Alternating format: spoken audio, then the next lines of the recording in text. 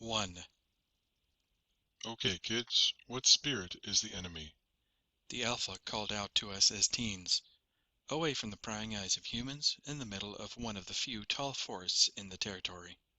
Lad-O. We answered as usual. Pronounced Lad-O, it is a spirit represented as a spider with its web attached to everything, its many eyes watching to corrupt anything natural. Why? The next practice question in the set. These were indoctrinating questions and answers to keep in our heads. Our alpha, Fox, was a red-haired, short, and tough young adult. His hair made him unique around the area.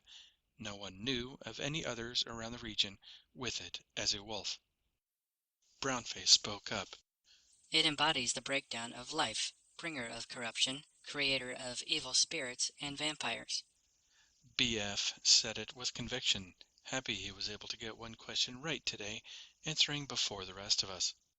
He was the beta of our young pack, which did nothing but stroke his ego. His name came up when he tripped and fell in the mud. It happened more than once, and that name stuck for him. It was not always fun for your pack name or nickname to get stuck. He might have been fast and strong, but he tripped often too. It was the one time we could hit him where it hurt. His failures were part of his nickname. It was a common thing in our pack.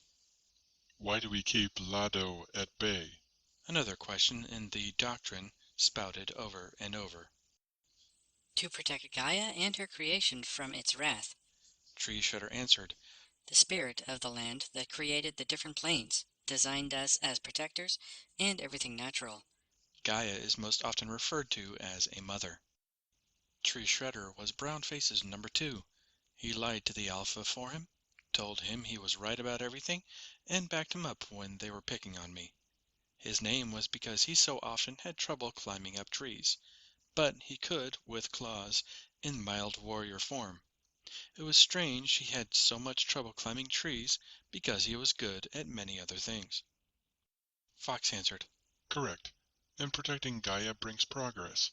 And what spirit signifies that change? The older teen girl spoke up. Nova.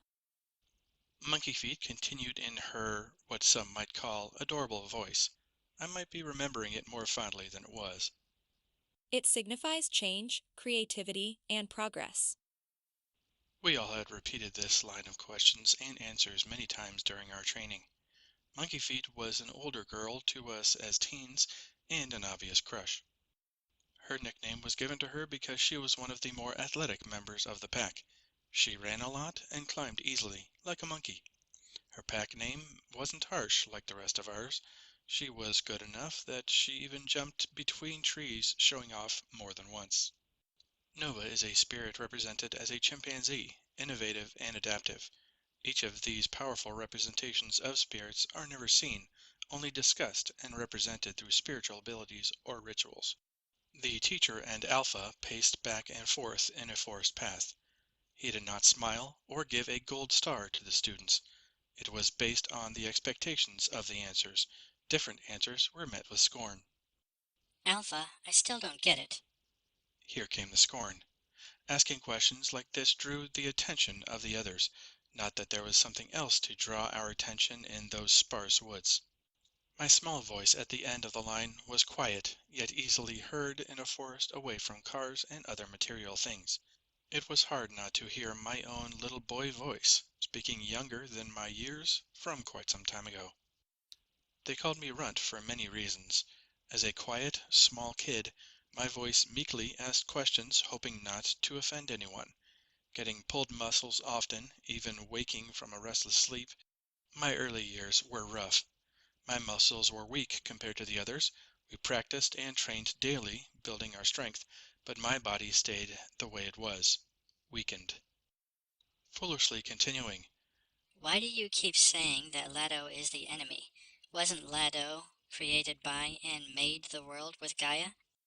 if eye rolls could be heard, it couldn't be more obvious that everyone, including Fox, was rolling their eyes. Gaia's spit, Runt, not this again.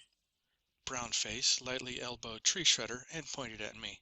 They both giggled as Fox attempted to answer the same type of question yet again. Our alpha breathed deeply and answered with a heavy sigh, having answered it and other questions like it many times before. Yes, yes. He hated calling me by my pet given name, but it was the only signifier for me. We have been over this. Lad O created the world with Gaia, but turned on her to become that which decays and breaks down, leading to death. He has said the same thing many times to me, the youngest of the pack. I spoke more quietly still. Yes, Alpha, but isn't that... Enough! Fox growled a bit louder than needed through the forest. As teens, we shook as he continued.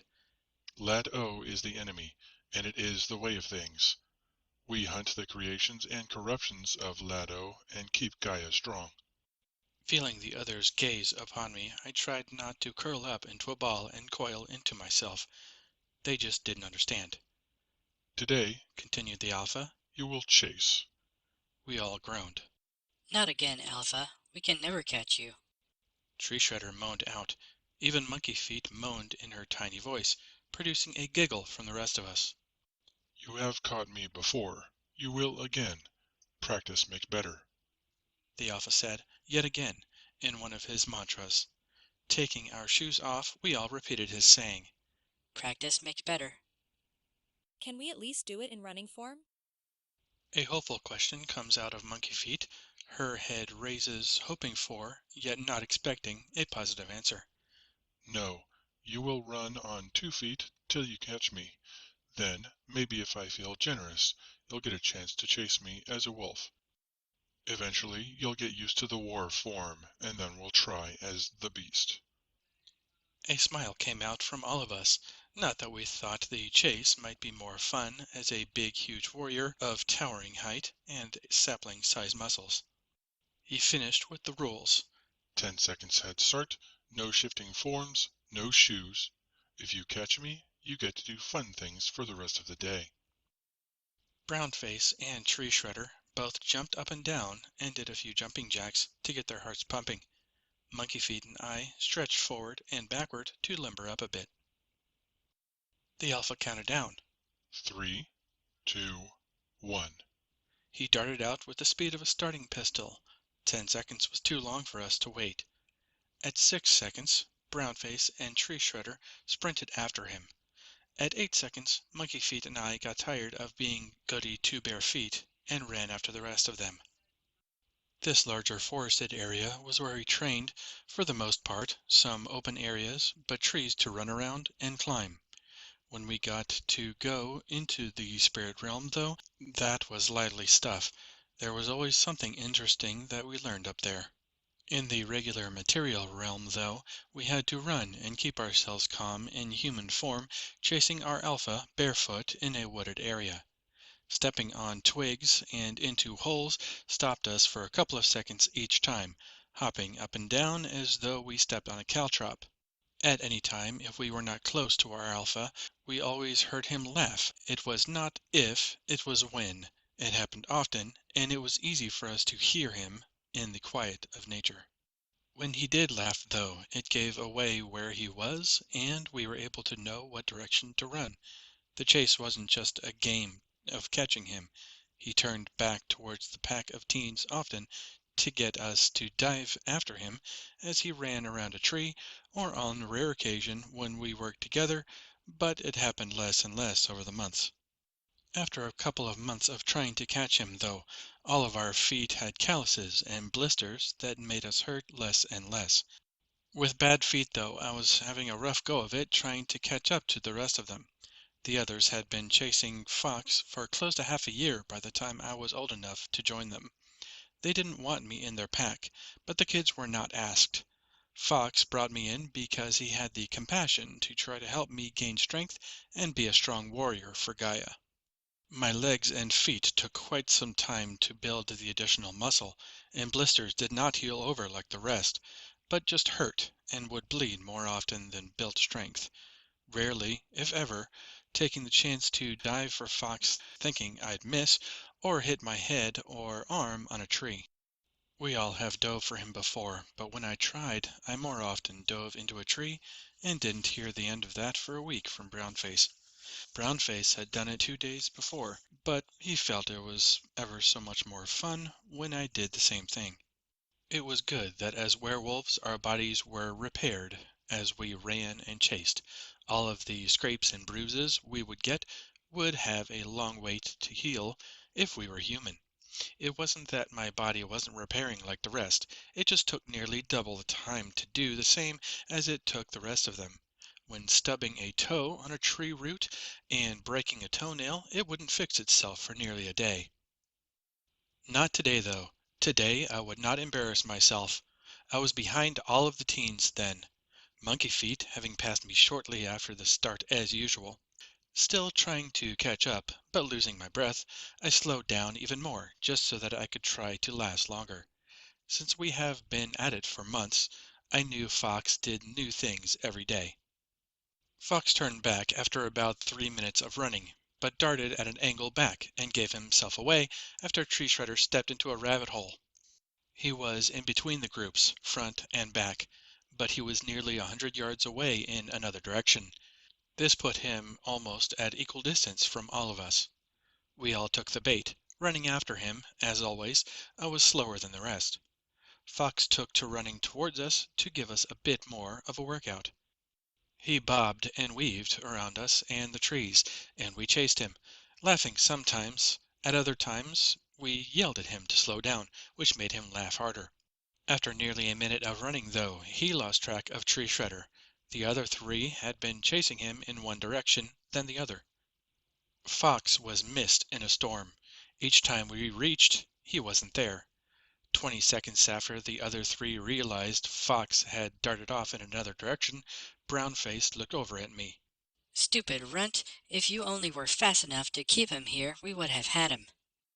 Monkey Feet and I had no idea what was going on, and a telltale look on her face.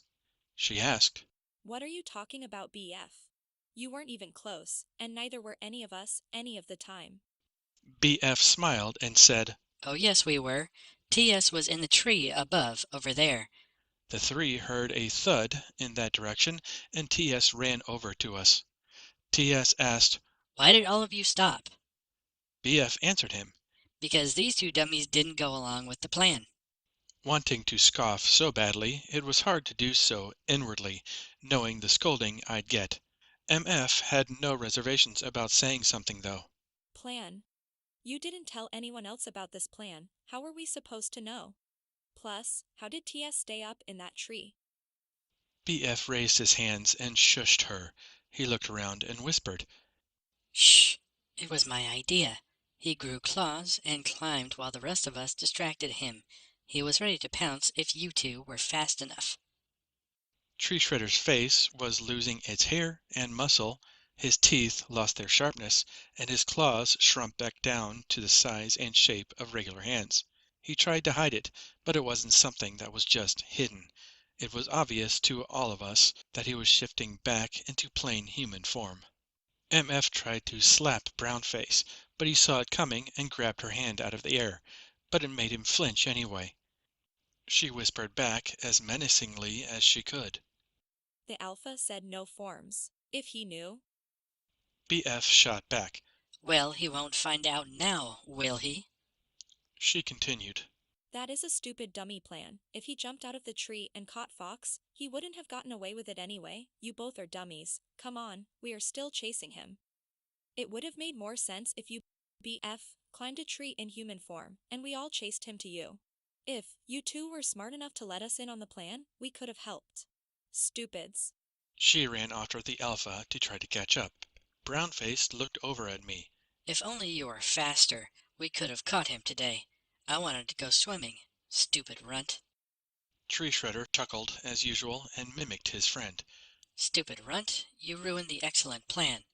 They both ran off after Fox. Finally catching my breath after everything so far in the last few minutes, the day had to be like this. It was always so much more fun in the spiritual realm. Spirits were always so much more interesting, even as quiet as they were. Their realm could be made up in any way they designed, by the right designer or by the right spirit with the pull to change an area for us to do different things. When we were able to run around spirit-created areas, sometimes a city without people or cars, or a forest with trees to climb or rip apart with our claws, those were fun exercises. That built our stamina and dexterity, trying to catch the fastest man in our own little world. We didn't just have huge areas where we could practice and be ourselves without worrying about humans, but we could practice almost anything up there. The spirits had representations of so many things in the realm: a marketplace in most territories, the spirit banks, gyms, pools, technical schools where you can pay some spirit money to learn all sorts of things, electronics, survival that we might not learn from the alpha. It wasn't a place where you would learn business or economics, but you could learn computer stuff. The computer itself could teach you how to use it correctly or how to do nasty things with it. As long as it wasn't dealing with just talking and being smart, you could learn how to open a vault safe, pick locks, how to handle a human gun, or even archery. It was often a dream of mine to get rich and buy supernatural help, nifty weapons, and armor. The spirits are so cool. Making magical stuff, they also showed us how to do it right. And I was so excited to be able to do more when we did more than just train. Often werewolves could learn rituals and spiritual abilities from their alpha and pack spirit, but they could also be bought for the right price as well. Spirits sell things, just were sometimes vague on the cost of using such things. They'll tell you what something is and the price, but not the cost to your body or mind. Being more excited for that than any of this stuff, I tried so hard to build muscle. Working out often and trying to run around the reservation all day, I ran till my heart gave out and healed. Then I ran some more, but it rarely got me anywhere. It had to be what happened to me as an infant. For now we were chasing the alpha, and I had to catch up to the rest. 5 minutes of running later, I didn't know where the others were. Stopping to calm my heart from popping out of my chest, I listened to the forest to see if it would tell me anything. The forest didn't say anything, but I heard someone screech out. And Fox laughed yet again. Doing what I could to at least stay in the area, I jogged closer. Stopping to breathe and listen a minute later, I heard some rustling in the trees less than 50 yards away. Quietly climbing the closest tree, it took longer than usual.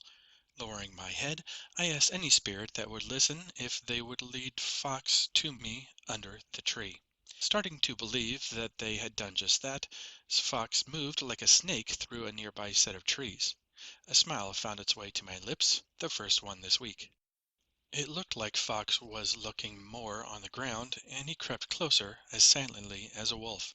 Without rustling the branches any more than needed, I silently asked the tree to hold me just a little longer without betraying me. Just about to jump, Fox walked 10 paces in another direction, fouling my plan. He stopped around one side of a tree where I watched, and without looking up, he said fairly quietly, That was pretty good, boy. I don't hear you, but as soon as I smelled you, I knew you were up there. You did that very well, though. Not everything is about being stronger.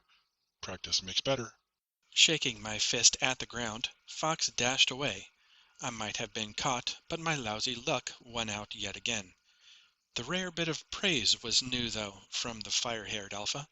Fox ran off in another direction, probably where my pack mates were running. Also likely they were running in the wrong direction. Fox did have a knack for keeping us in a tighter area than we realized. After another 15 minutes, almost a total hour of running, trying to catch the alpha and failing, he ended the chase.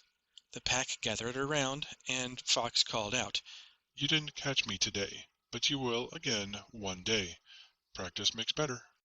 Wiping the gross sweat off of our foreheads, we breathed heavily. We groaned in close unison. Practice makes better. Fox told us, Okay, let's get back to camp. We can see if someone caught some food, or if it might be fish stew yet again tonight. I might be able to finally show you how to skin something other than peeling the scales off of a fish. There may be some rabbit stew on the horizon as well. They are growing well after the last batch of them escaped. Brownface interjected. They didn't escape. Runt let them loose. He doesn't want to eat them. I mean, sure, the meat is pretty lean, but it's still tasty. Are you going to be a vegetarian your whole life, Runt? Both BF and TS snickered. I slowly leaned my head down from the gut punch that I had just received yet again. Fox continued. Since I won the chase today, BF, you will clean the rabbit farm. MF, you will meditate and talk to the spirits for guidance. The boy will work out. And Tree Shredder, you will dig the tribe's next dump hole. You will all do these things before dinner. We all moaned and ugged our way back to the tribe's area. We had miles to walk back. BF and TS scoffed at the injustice of it all. Brownface asked, Why do I have to do the rabbit's dirty work? That barn smells gross. How do those furry little food balls smell so bad? All Monkey Feet has to do is talk to the spirits, and Runt has to go work out? What sort of punishment is that? Fox answered, I don't remember asking what you wanted to do, but okay, let me explain myself to you. You earned your chore today. Tree Shredder earned his chore today by shifting forms when it was against the rules. Monkey Feet is bad at dealing with spirits, and they make her nervous. The boy needs to lift some more weights. Brownface asked. But how did I earn my chore? Fox replied while growling. It is quiet out here, and I have excellent hearing. Brownface gulped, but then he threw his good friend under the bus. It was Tree Shredder's idea. He said it wouldn't be against the rules if he just used his claws. Fox looked over at TS, not looking like he wondered even for a second whether he thought it was the truth. Fox said, I change my mind. You will join TS digging the new tribe hole for our dumps. Then, when it is big enough, both of you will clean the rabbit farm. Do you wish to keep talking? BF shut his mouth and shook his head. Fox called out, Shift into wolves to make it home. I'll put your clothes in my backpack and bring it. I know you might not be in a rush, but BF here he said, patting the young wolf on the shoulder. wants to rush home to start his chore, and I don't want to disappoint him. You can walk all you want, but it will still make it faster.